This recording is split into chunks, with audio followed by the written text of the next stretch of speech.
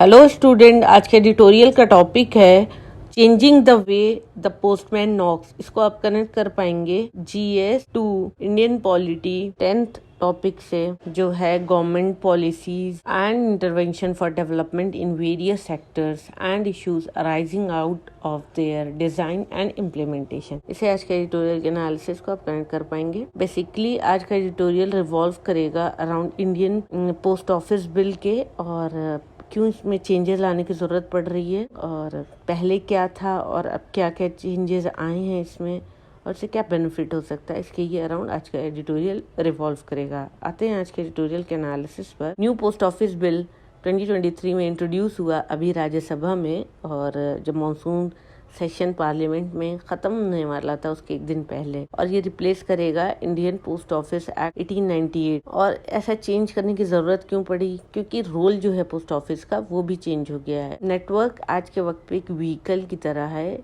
जो डिलीवर करता है बहुत तरह के सिटीजन सेंट्रिक सर्विसेज को। 1898 फोकस करता था सिर्फ मेल सर्विसेज पर, और नई बिल में ऑथराइज किया गया है director general of postal services कि वो रेगुलेशन बना सकें एक्टिविटीज जो ज़रूरी है और जो सर्विसेज इम्पोर्टेंट हैं। अगर कुछ एड ऑन करने के लिए कहती है सेंट्रल गवर्नमेंट, उनके अकॉर्डिंग वो चेंजेस कर सकते हैं और चार्ज फिक्स कर सकते हैं। ये प्रोविज़न ज़रूरी था क्योंकि पहले कोई भी चार्जेस में चेंजेस लाने होते थे तो पार्लियामेंट्री अप्रूवल चाहिए होता था, ये प्री रिक्विजिट होता था। लेकिन अब ऐसा नहीं होगा, और कोई भी सर्विसेज जो पोस्ट ऑफिस ऑफर करती थी या ट्रेडिशनल मेल सर्विसेज, तो उसमें इतनी आसानी से चेंजेस नहीं हो सकते थे। अब इस नए बिल की वजह से फ्लेक्सिबिलिटी आ जाएगी पोस्टल डिपार्टमेंट में, और वो डिसाइड कर पाएंगे प्राइसेस ऑफ सर्विसेज, और वो कॉम्पिटिटिव हो पाएंगी जो और पोस्टल सर्विसेज होती हैं, कुरियर सर्विसेज होती हैं, और मार्केट डिमांड को वो फुलफिल कर पाएंगे। और बहुत सारे इनिशिएटिव हैं इंडिया में डिस्पेंस करने के सिटीजन सेंट्रिक सर्विसेज को, और वो बेस्ड हैं स्ट्रॉन्ग लीगल फ्रेमवर्क पर। न्यू बिल ऑथराइज करेगी सेंट्रल गवर्नमेंट को में बाय नोटिफिकेशन, और वो एम्पावर करेगी किसी भी ऑफिसर को जो पोस्ट ऑफिस में वर्क करते हो, और या तो वो ओपन करेगी या डिटेन करेंगे। न्यू बिल ऑथराइज करती है सेंट्रल गवर्नमेंट को, चाहे वो नोटिफिकेशन के थ्रू एम्पावर करे किसी ऑफिसर को या किसी आइटम को, जब वो ट्रांसमिशन में हो पोस्ट ऑफिस के द्वारा उसको इंटरसेप्ट करा सकती है, ओपन करा सकती है, डिटेन करा सकती है। अगर बात आती है सिक्योरिटी ऑफ द स्टेट का इंटरेस्ट अगर आ जाता है तो वो ये सारी चीजें करा सकती है। फ्रेंडली रिलेशन अगर उसे फॉरेन स्टेट से रखना हो, या पब्लिक ऑर्डर या इमरजेंसी या पब्लिक सेफ्टी, तो इन सारी सिचुएशन में अगर कोई कॉन्ट्रवेंशन होता है, कॉन्ट्रडिक्टरी चीजें होती हैं प्रोविजन से, ये सारी चीजें कर सकती है, जैसे इंटरसेप्टेड, ओपन या डिटेन। अभी का जो एग्जिस्टिंग एक्ट है पोस्ट ऑफिस को लेकर 1898, इवन उसमें भी प्रोविजन है पोस्टल डिपार्टमेंट का कि वो ओपन कर सकती है, डिस्ट्रॉय कर सकती है कोई भी पोस्टल आर्टिकल अगर उसके अंदर एक्सप्लोजिव, डेंजरस, फिल्दी या नॉक्शियस या डिलीटीरियस सब्सटेंसेस होते हैं। ये सेक्शन 19A 23 क्लॉज 3A में मेंशन्ड है। नई बिल में जो प्रोविजंस कंटेन्ड हैं वो ज्यादा जेनरिक है नेचर में, और किसी भी तरीके की पॉसिबिलिटीज स्मगलिंग या अनलॉफुल ट्रांसमिशन ऑफ ड्रग या कोई भी ऐसे गुड्स जो मना है पोस्टल पार्सल से, वो नहीं हो पाएंगे, ऐसी पॉसिबिलिटीज भी नहीं आएंगी। और इस तरीके का सिमिलर लेजिस्लेशन कुरियर फर्म्स के लिए भी है, या एग्जाम्पल ले लें यहाँ पर ब्लू डार्ट का, तो इन लोगों पर भी सेम एप्लीकेशन होंगे सारे जो लॉज बने हैं। इंडिया के पोस्ट जो है वो शेयर करता है less than 15% market courier express parcel CEP industry. तो इसकी जो इफेक्टिवनेस है वो प्रोविजन में लिखी हुई है कि वो इंटरसेप्ट कर सकते हैं, ओपन कर सकते हैं, डिटेन कर सकते हैं कोई भी आइटम अगर वो पोस्टल ट्रांसमिशन में है और उसका ग्राउंड है नेशनल सिक्योरिटी। लेकिन पब्लिक सर्विसेज की कुछ लिमिटेशंस भी हैं। डोमेस्टिक कुरियर की अगर बात करें तो उसका मेजर जो पार्ट है वो मीडियम और स्मॉल प्लेयर्स उसके अंदर हैं। बिल में बात होती है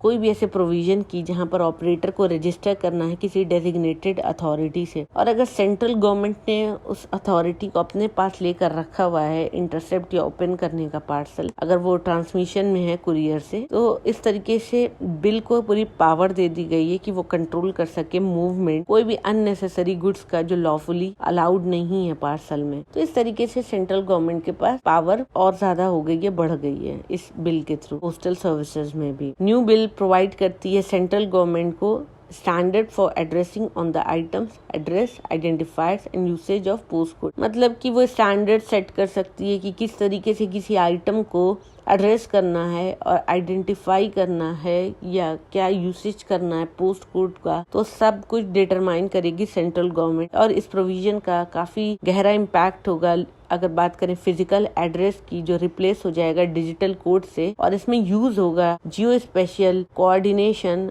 और आइडेंटिफाई कर पाएंगे इससे स्पेसिफिक प्रेमाइसेस। तो एक तरीके से यहाँ पर ये सारे चेंज लाने के पीछे गवर्नमेंट ने क्या किया, डिजिटलाइज कर दिया इसे, पोस्टल सर्विस को भी। तो ये एक्यूरेसी से अच्छी हो जाएगी और इजीली फाइंड आउट हो पाएगा कि कहाँ पर डिलीवर करना है कोई भी कुरियर। डिजिटल एड्रेसिंग एक फ्यूचरिस्टिक कॉन्सेप्ट है और इससे प्रोसेस जो हो जाएगा उसमें आसानी हो जाएगी सॉर्ट करने में, फैसिलिटेट करने में, accurate delivery of males and parcel. Of course अब सारे ही एस्पेक्ट में टेक्नोलॉजी का यूज हो गया है और अगर पोस्टल सर्विसेज में भी टेक्नोलॉजी को लाते हैं, डिजिटलाइज करते हैं, वो हेल्प करेगा जो लोग डिलीवर करते हैं उनकी एक्यूरेसी, क्योंकि उससे बेहतर हो जाएगी और कोई उन्हें दिक्कत नहीं होगी डिलीवरी करने में। ये प्रोविजन फैसिलिटेट करेगा जब पार्सल डिलीवर किया जाएगा ड्रोन के थ्रू। इसका एक्सपेरिमेंट कुछ कंट्रीज में हुआ भी है, लेकिन अभी इंडिया के लिए ये काफी लंबा टाइम है। अगर इम्पोर्टेंट एस्पेक्ट बताएं इस बिल की, तो इसमें ड्रॉप कर दिया गया है जो अभी एग्जिस्टिंग प्रोविजन है क्लॉज 4 ऑफ द 1898 एक्ट। इसमें लिखा हुआ है कि सेंट्रल गवर्नमेंट के पास एक्सक्लूसिव प्रिविलेज है कन्वे करने की post one place to another, या सारे लेटर्स, और एक्सक्लूसिव प्रिविलेज है परफॉर्म करने की incidental services of receiving, collecting, sending, dispatching and delivering all letters. तो इसमें सारा कुछ सेंट्रल गवर्नमेंट को ये सारे पावर थी लेटर्स से रिलेटेड। तो यहाँ पर एक कैच है, लेटर्स। अब इस प्रोविजन के बाद इसका रेलिवेंस खत्म हो गया क्योंकि कुरियर अलाउ था ऑपरेट करना इंडिया में 1980 से ही। लेटर की अगर डेफिनेशन देखें इस एक्ट में तो कहीं पे भी मेंशन नहीं है इंडियन पोस्ट ऑफिस रूल्स में, और इसके पहले भी नहीं थी। 1933 का अगर देखें इंडियन पोस्ट ऑफिस रूल, तो एक ह्यूज ग्रे एरिया था जो ओवरलैप करता था कॉन्सेप्ट ऑफ लेटर या डॉक्यूमेंट को। अगर लॉ की नजर में देखें तो कुरियर अगर डिलीवर्ड होता है तो वो डॉक्यूमेंट या पार्सल्स होते हैं, वो लेटर नहीं होता है। लेकिन जो नई बिल आई है, अगर ये नई बिल एक्ट बन जाती है तो जो भी लीगल डिबेट्स हो रही हैं लेटर को लेकर कि वो लेटर है या नहीं है, वो खुद ब खुद खत्म हो जाएंगी। लीगल प्रोविजन जो भी हो, नॉर्मल कॉमन पीपल क्या सोचते हैं, लेटर क्या होता है, एक written personal form of communication